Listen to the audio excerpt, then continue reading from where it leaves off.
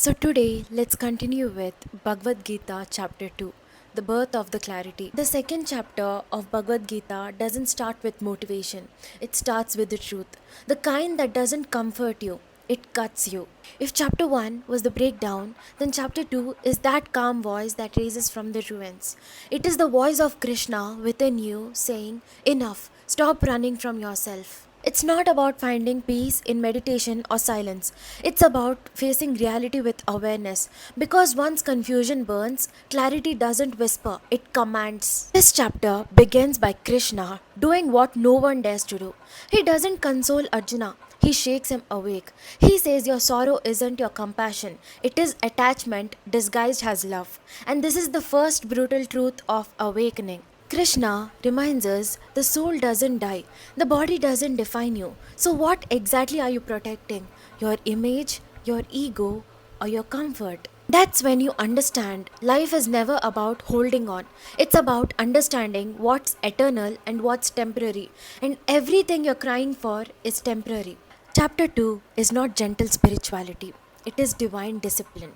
It teaches you emotional detachment, not to stop feeling, but to stop being clingy, to love deeply without losing yourself, to give your best but not expecting control over the results. True strength isn't in fighting battles, it is in staying balanced when the outcome is uncertain. Krishna says, "Do your duty, but don't get attached to the fruit." It's not a spiritual quote, it is the law of manifestation itself.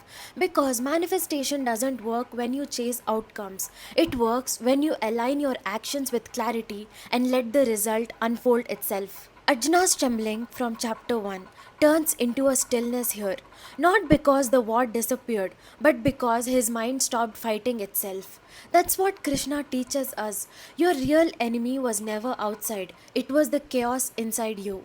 This chapter flips the modern mindset upside down.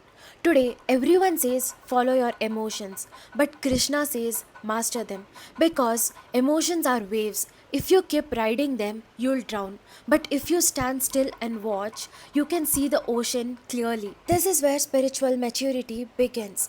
You stop asking why this is happening to me and start asking what this is trying to teach me. Krishna calls this Sthita Prajna, the one who remains unmoved, who neither exults in victory nor breaks in defeats, because their identity doesn't depend on the circumstance anymore. Chapter 2 teaches us that surrender is not the end, it's the birth of the strength. It's when your energy stops leaking through fear and starts moving through purpose. It tells you stop being emotional about your mission.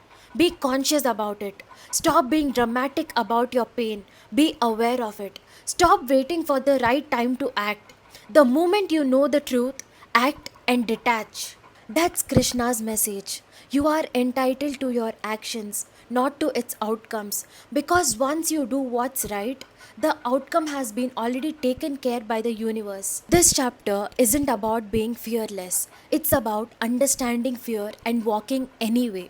It's not about the silence, it's about the stillness that can speak louder than chaos. That's what Arjuna becomes by the end of it. Not someone who stopped feeling it, but someone who learned how to feel without drowning in it. If chapter 1 is the moment you break, chapter 2 is the moment you raise in awareness.